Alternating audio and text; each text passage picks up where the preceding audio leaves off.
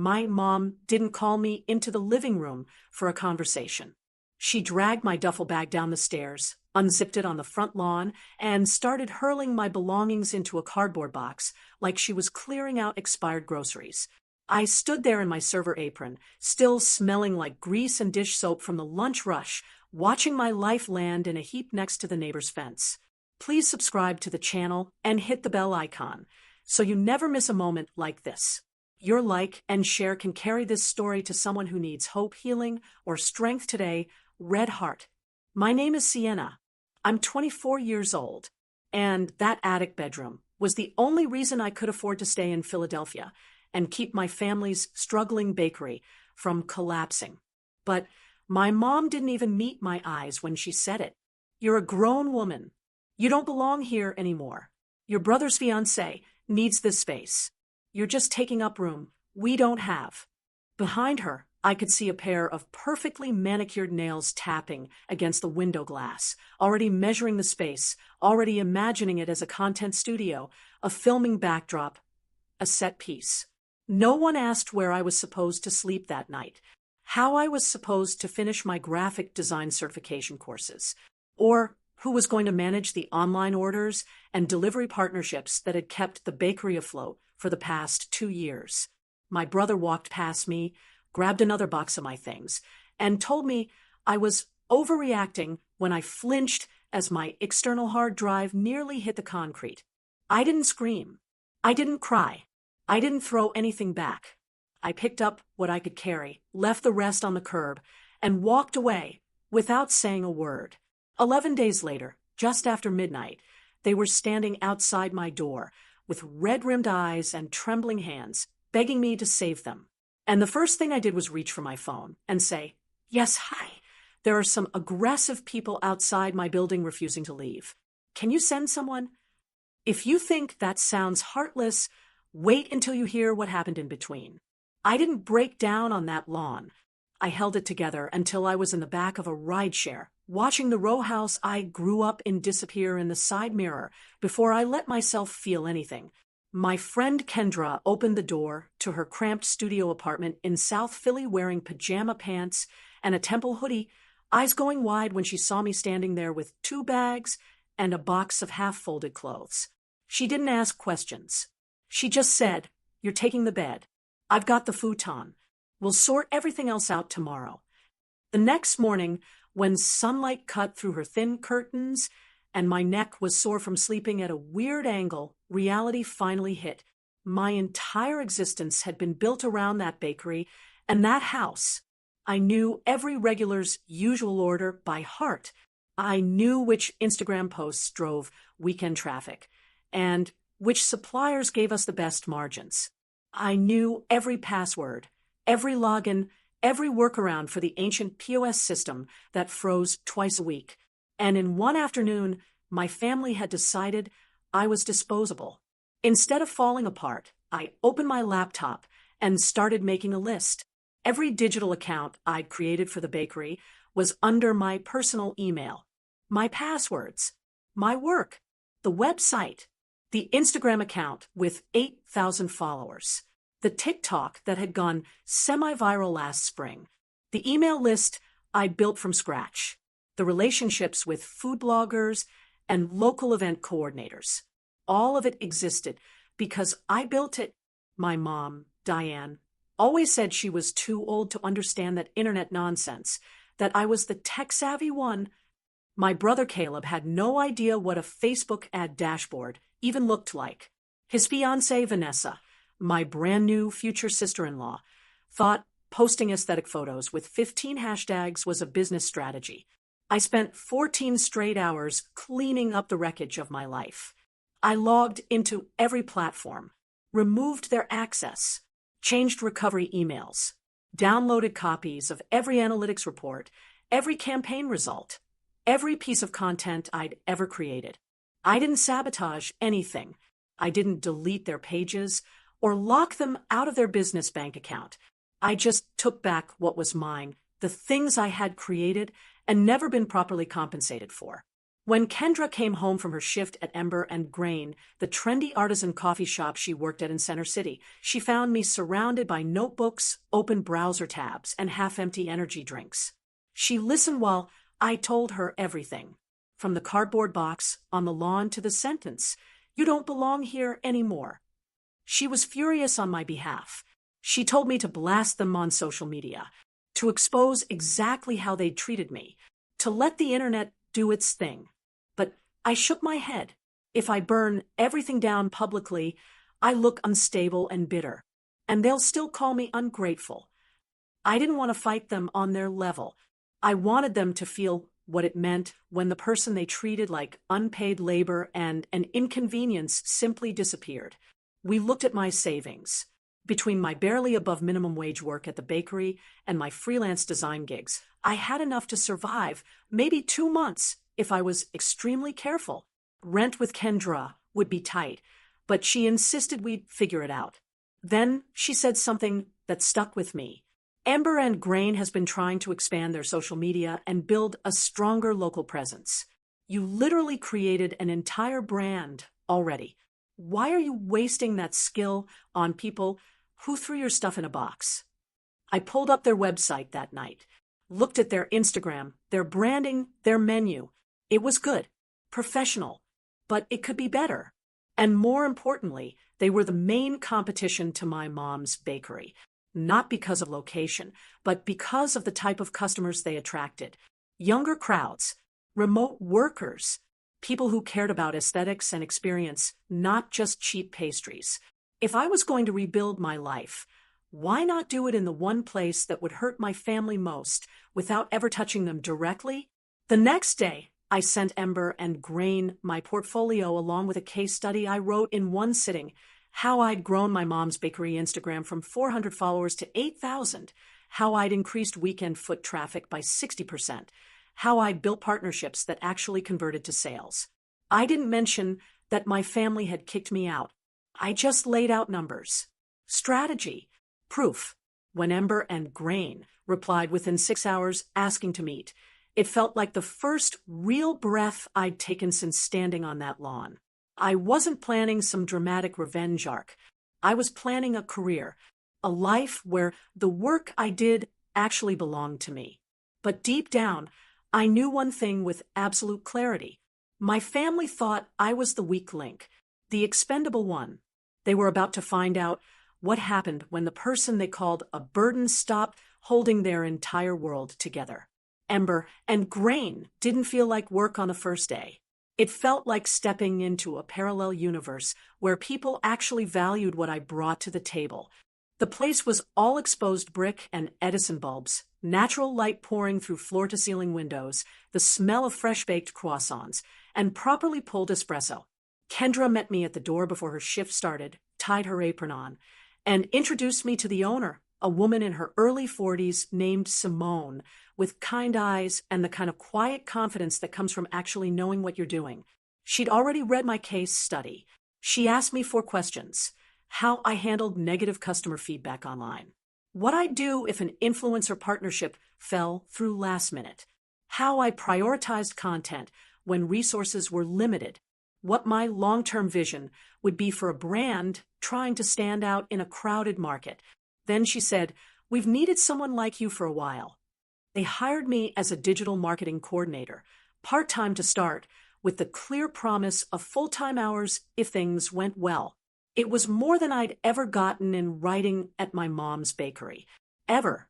Within a week, I was planning our first signature event series, Sunday morning slowdown, live acoustic sets, specialty brunch boards, and a rotating seasonal latte that photographed like a dream.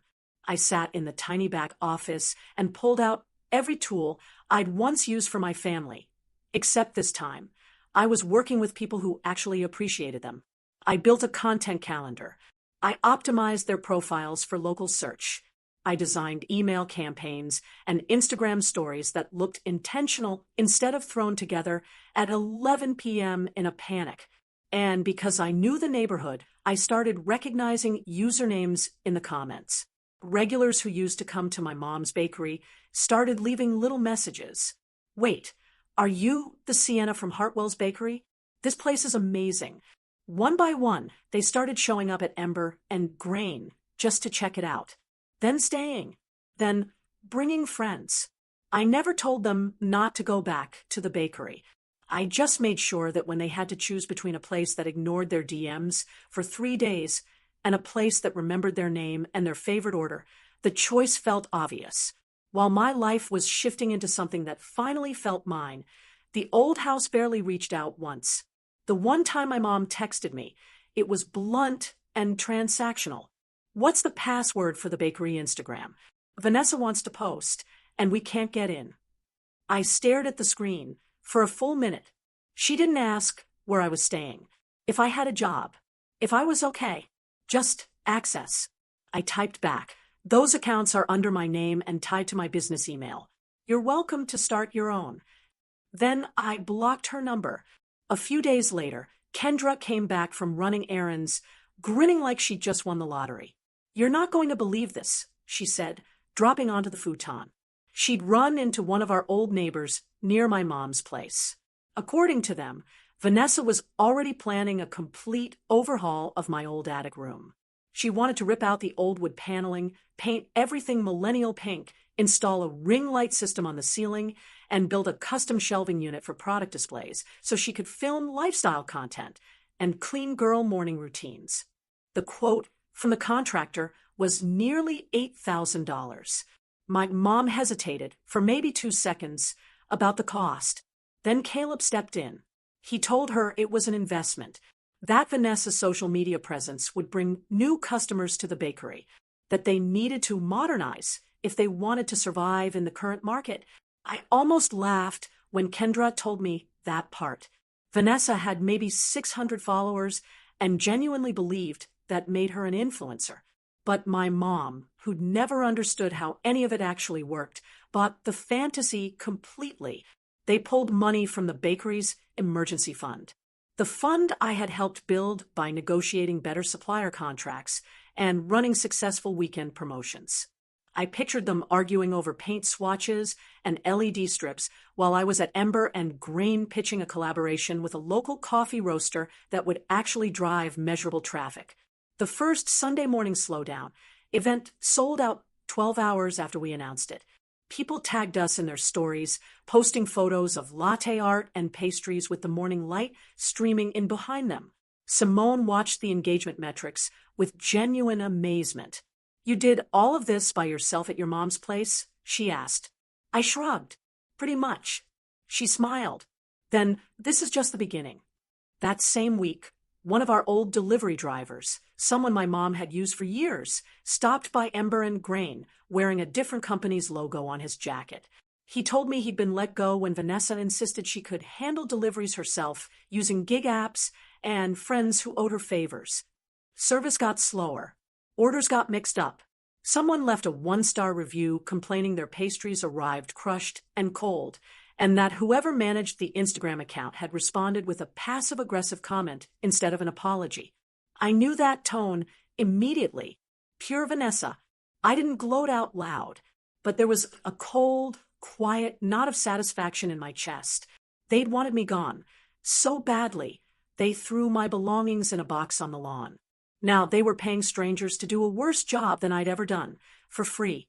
At night, curled up on Kendra's futon, with my laptop balanced on my knees and a blanket over my legs, I watched the numbers climb for Ember and Grain and wondered how long it would take before my mom realized what she'd actually given up.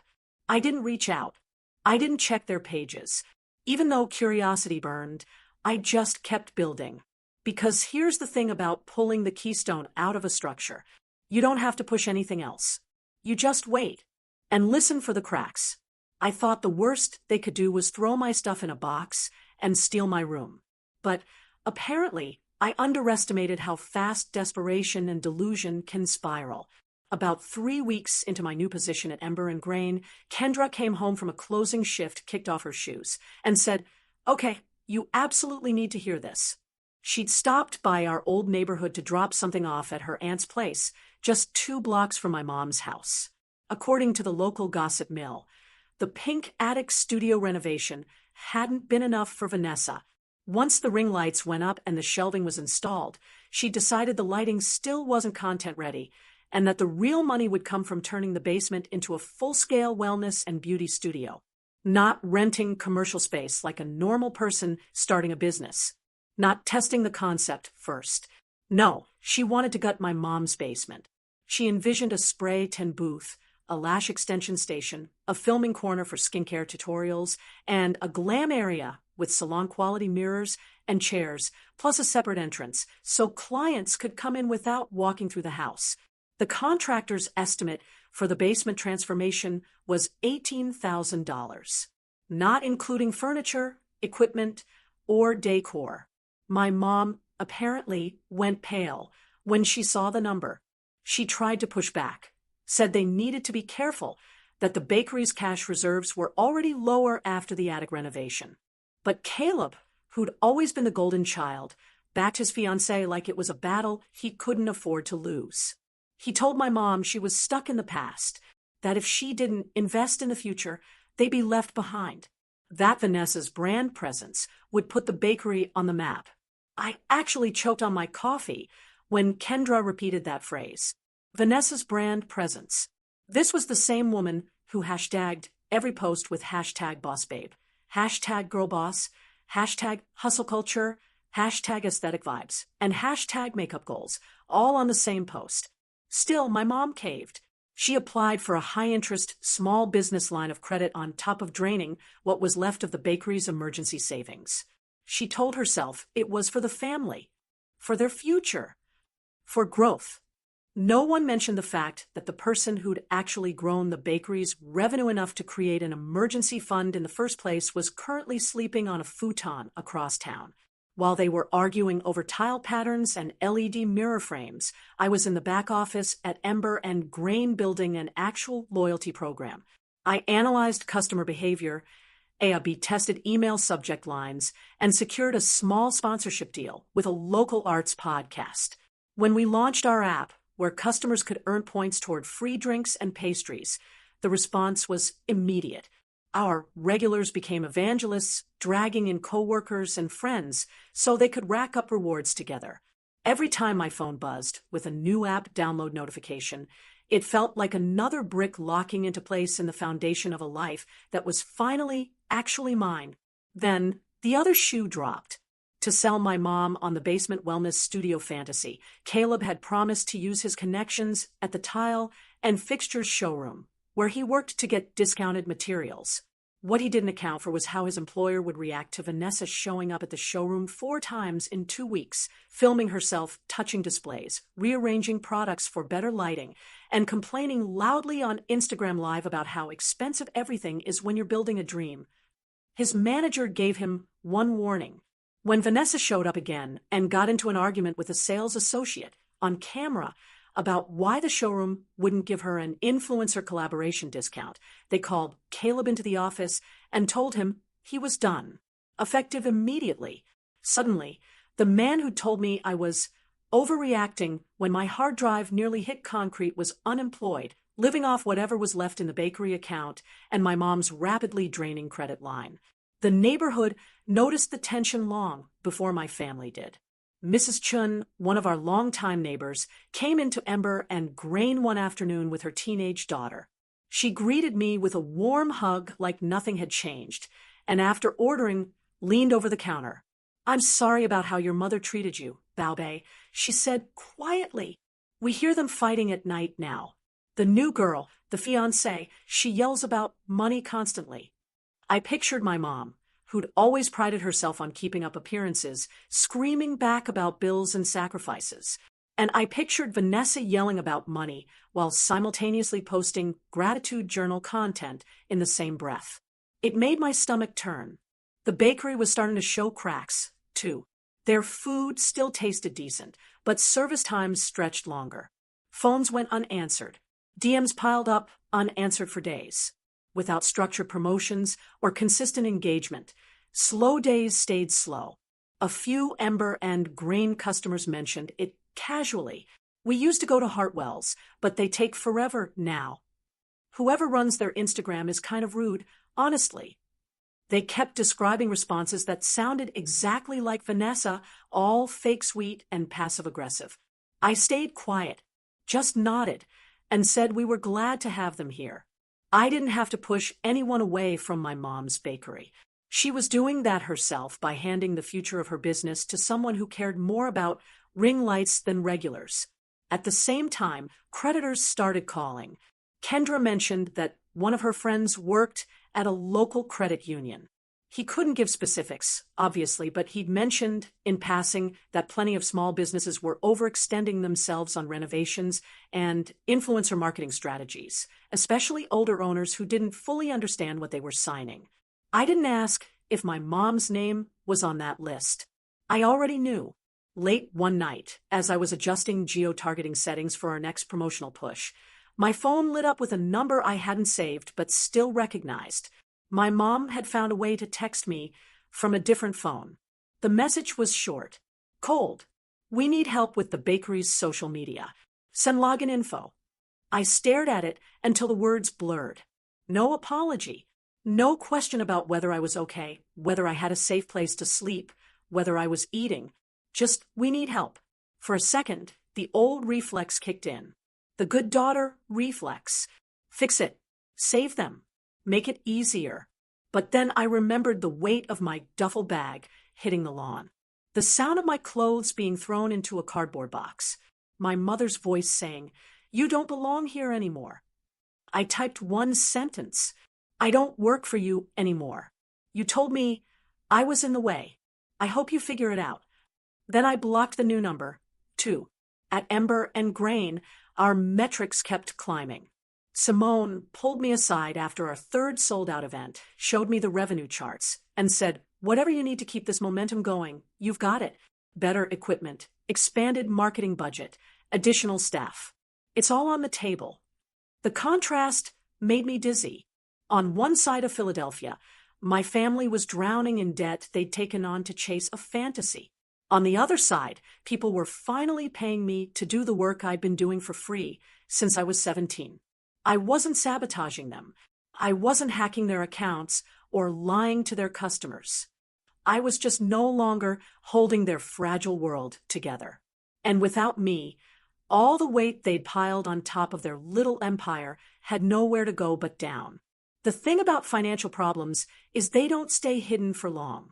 You can paint over the cracks and light scented candles to hide the smell, but eventually everyone notices something is rotting underneath. It started with offhand comments from customers at Ember and Grain. People would mention they tried to support Hartwell's Bakery recently, but wait times were ridiculous now, or that they'd placed an online order, and their pastries had arrived smashed. One woman said she'd messaged about a wrong order, and whoever replied had basically told her to relax and not make such a big deal out of it. I didn't have to guess who wrote that. Vanessa treated customer complaints like personal attacks on her aesthetic. While she was arguing in Instagram DMs, the bills at home kept stacking up.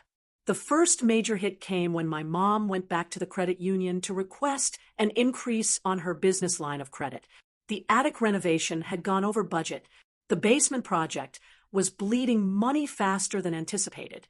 Caleb had been out of work longer than anyone wanted to admit, and my mom had started using personal credit cards to pay suppliers when the bakery's cash flow dipped. She walked into that credit union believing that because she'd been approved once, they'd help her again. Instead, she walked out with a rejection letter. Too much existing debt, insufficient collateral, revenue projections unstable. The interest on the credit line she already had was compounding. Late fees were kicking in.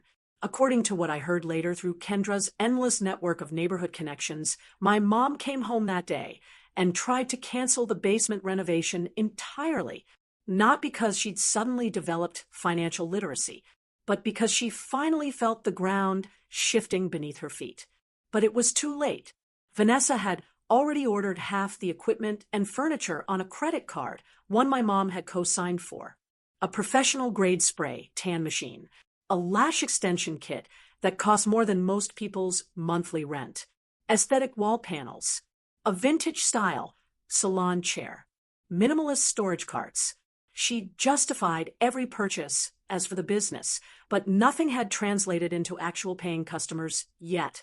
She just kept filming unboxing videos and studio tour content in spaces that were still filled with construction dust and exposed wiring. Caleb, desperate to feel useful again, backed her on every swipe. "It's going to pay off," he kept saying. "You have to spend money to make money." Meanwhile, the bakery was hemorrhaging its reputation. Without consistent social media strategy or decent customer service, slow days stayed empty. Food took longer because they tried to cut labor costs. Deliveries got delayed because Vanessa attempted to manage routes herself around her filming schedule. One of our longtime regulars, Mr. Okoye, a retired postal worker who'd been eating butter rolls at Hartwell's since before I was born, showed up at Ember and Grain one Saturday morning. He sat at a window table, ordered coffee and a breakfast sandwich, then looked at me with something like guilt in his eyes. "I tried," he said quietly. "I really tried to stick with your mother's place. But that young woman, the one always filming herself, she made me feel like an inconvenience for asking to have my coffee reheated." His voice cracked on that last word.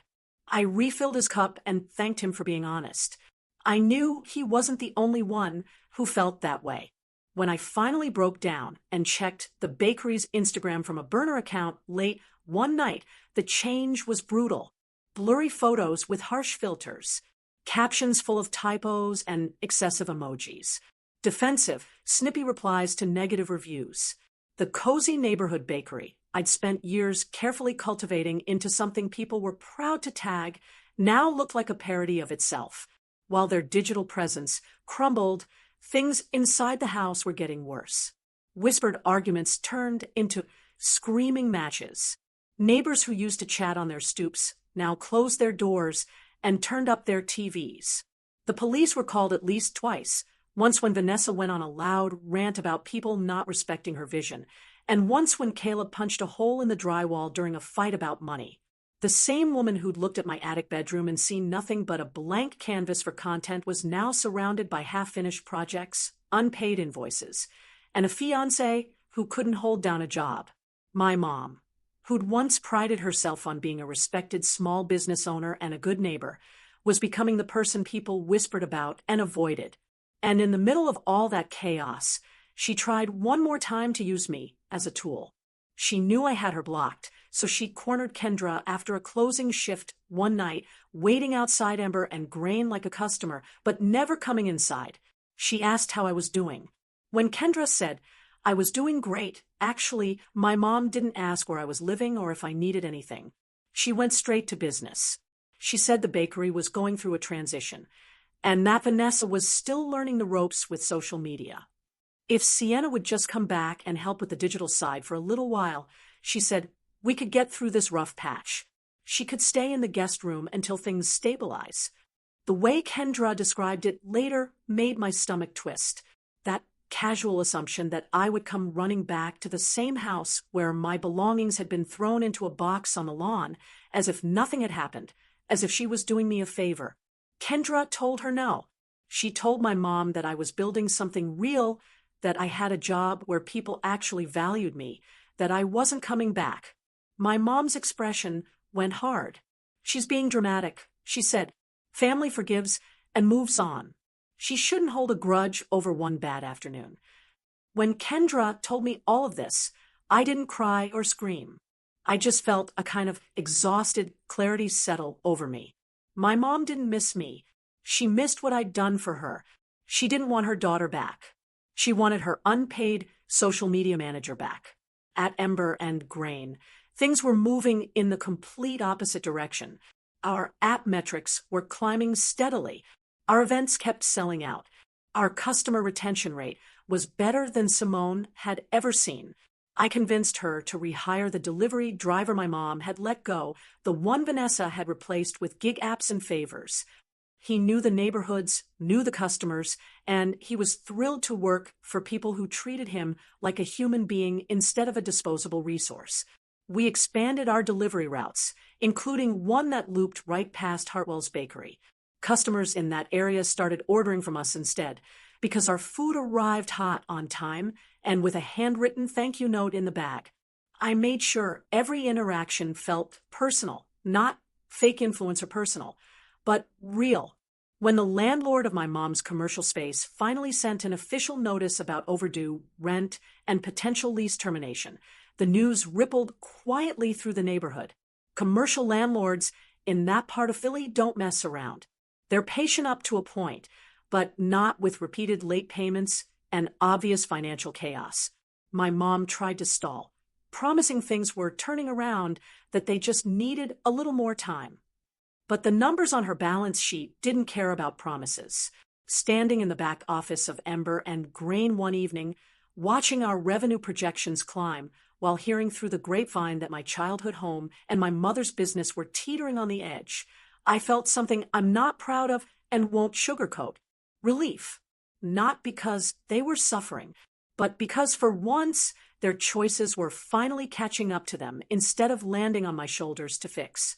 I'd spent years being the invisible safety net beneath their bad decisions. Now, for the first time, I'd stepped aside.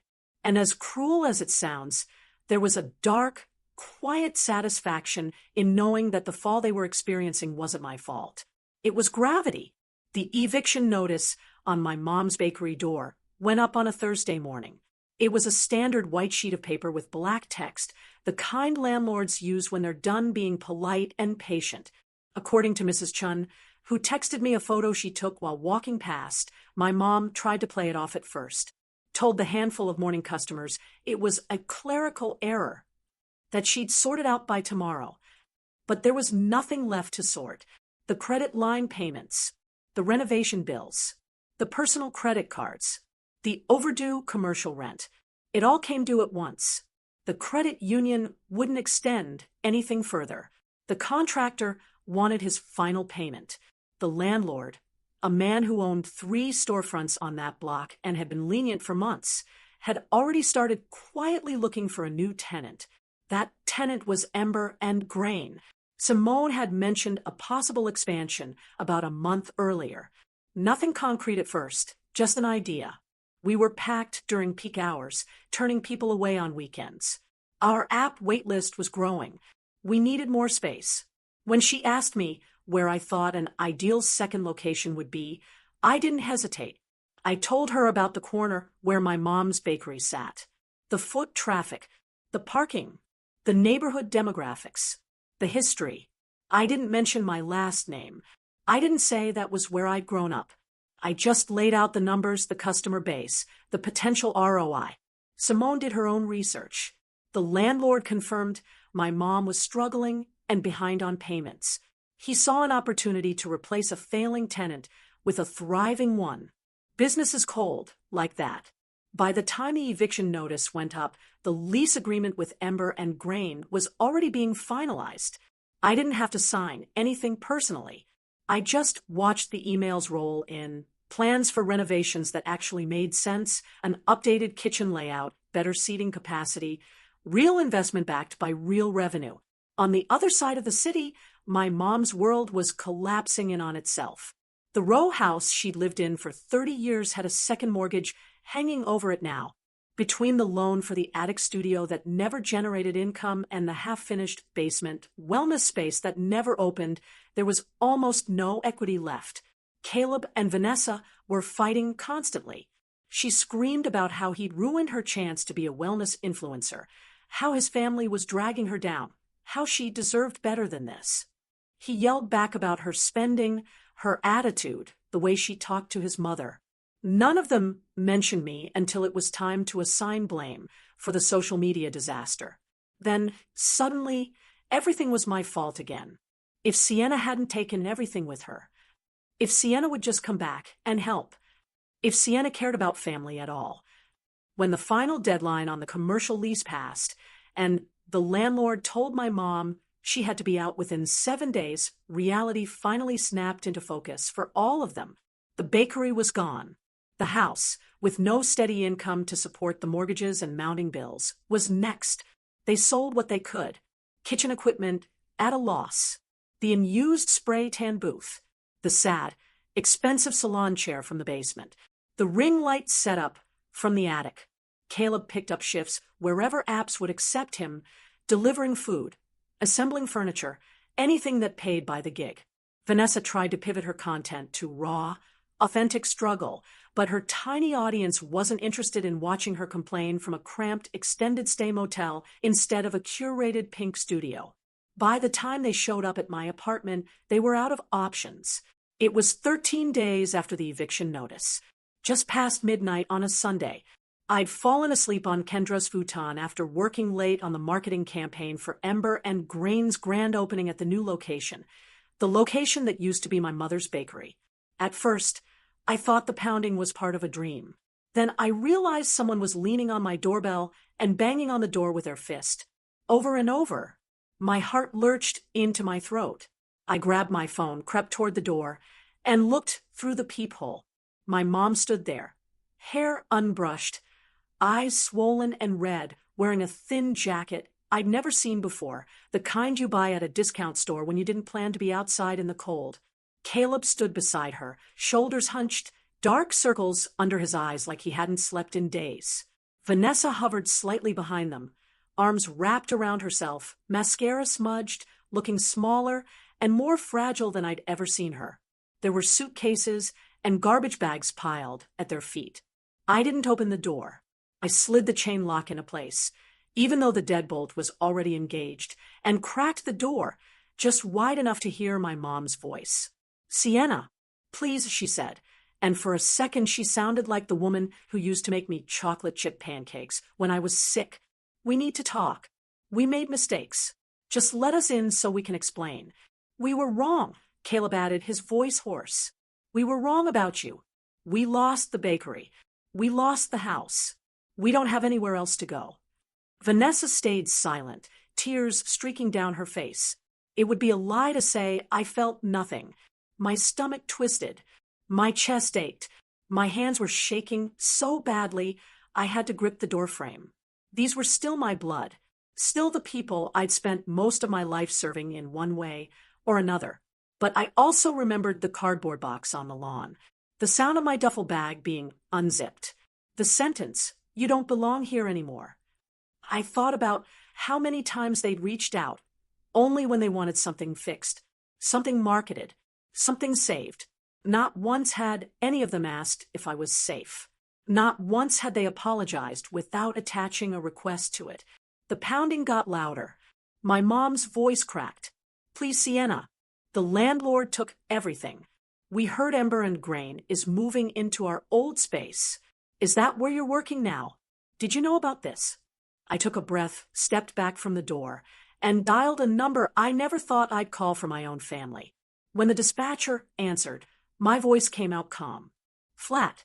"Hi," I said. "There are some people outside my apartment building who won't stop banging on my door and yelling. They've been here for a while, and they're getting aggressive. I don't know them personally. I'm alone, and I don't feel safe. Can you send someone?" The words tasted bitter, but they weren't a lie. Not really.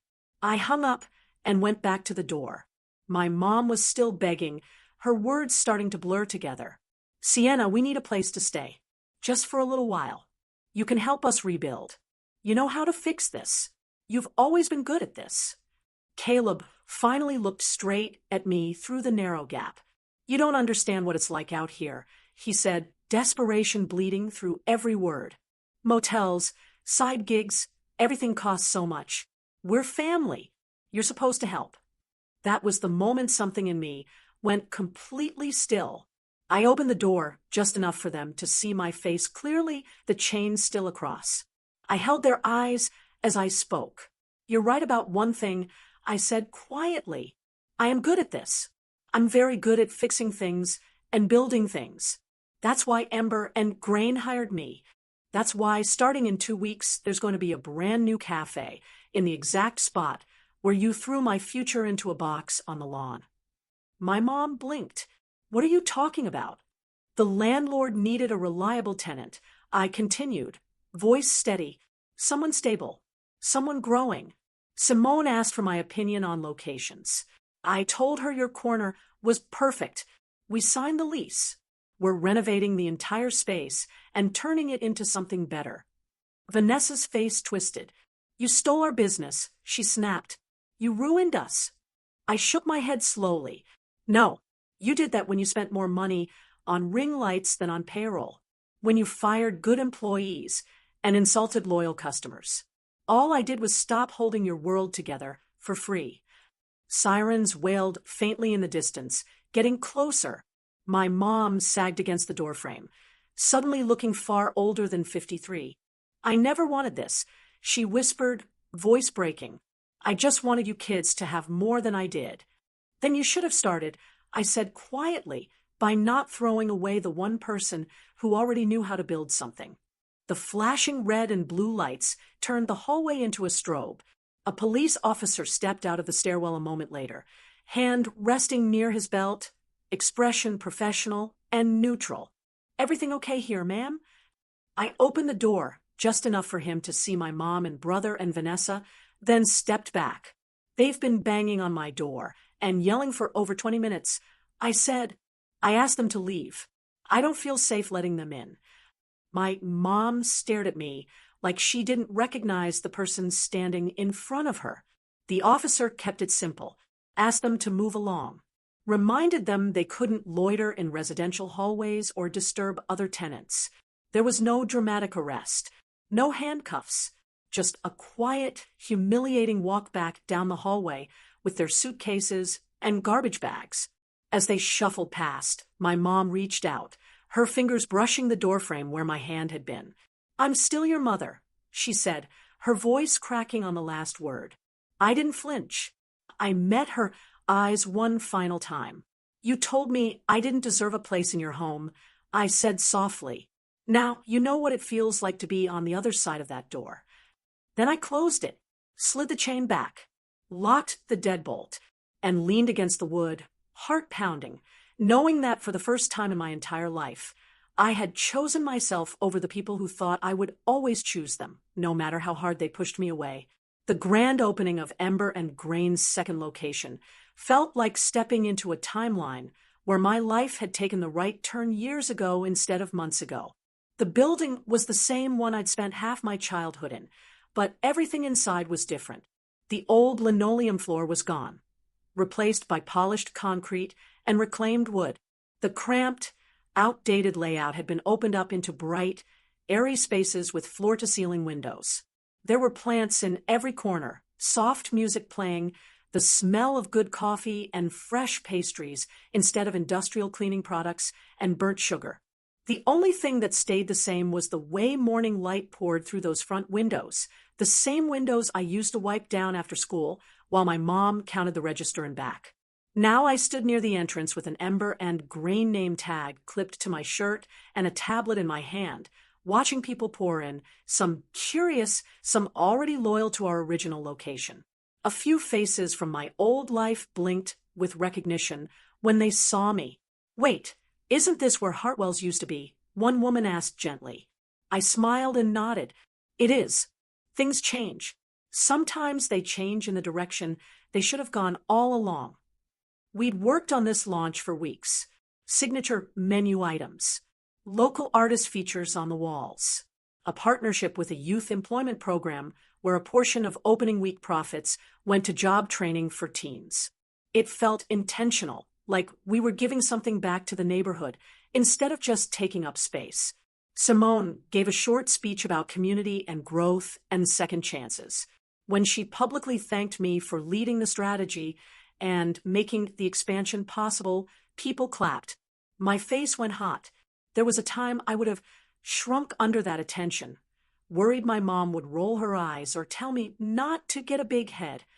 This time, I let myself stand there and take it in. I didn't invite my family to the opening. I didn't send pictures or updates.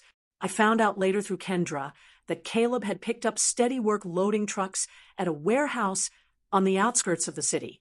Overnight shifts, hard labor, the kind of job that pays the bills but leaves you too exhausted to think. Vanessa left about 3 weeks after the motel incident. She posted a vague story about choosing myself and prioritizing my mental health journey.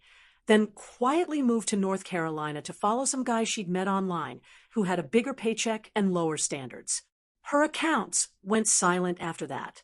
No more unboxings. No more morning routines. Just a final post about new beginnings that got less engagement than she'd hoped for. My mom ended up in a small one-bedroom apartment in a cheaper part of town, the kind with thin walls and a balcony barely big enough for a folding chair. She found work as a prep cook at a chain bakery near the airport, mixing dough under fluorescent lights, taking orders instead of giving them. Kendra saw her at a bus stop once, work uniform in a grocery bag, staring at her phone like she was waiting for a text that would never come. There were moments, sitting alone in the back office of the new location after closing, going over numbers, and planning the next quarter, when I thought about calling her, just to hear her voice, just to see if maybe losing everything had humbled her enough to actually listen instead of just waiting for her turn to talk. But every time I came close, the memory of that cardboard box rose up like a wall I couldn't climb over. You don't belong here anymore. Love without respect is just control wrapped in softer language.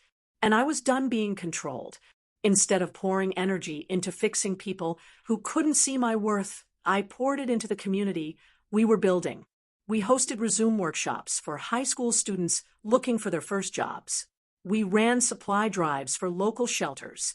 I started mentoring 2 younger staff members who were interested in marketing, teaching them how to build campaigns, read analytics, pitch ideas, so no one could ever dismiss them as just kids playing on their phones. One evening, closing up alone, I sat at a corner table with a cup of decaf and thought about everything that had happened, from the lawn to the police lights in the hallway. I realized the real revenge wasn't the lease. It wasn't the eviction.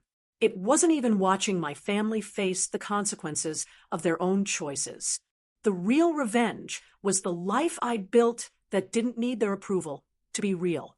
People love to say blood is thicker than water, like that means you owe your family unconditional loyalty no matter how badly they treat you.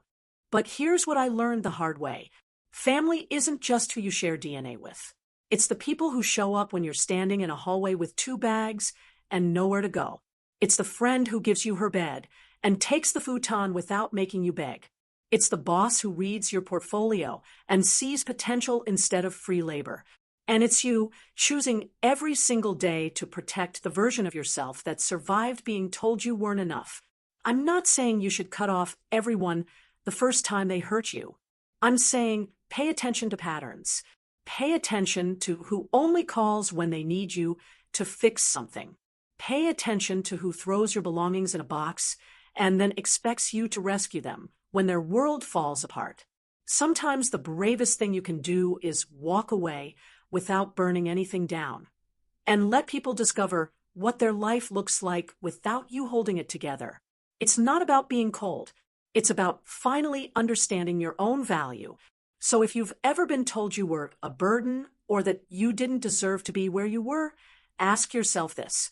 What would happen if you stopped apologizing for existing and started building something that was yours, even if it meant leaving them behind? And if you have your own story about family taking you for granted until it was too late, I hope you know you're not alone. Somewhere out there, someone else is standing on a lawn with their entire life in a box, about to make the hardest and best decision of their life, to choose themselves, for the first time,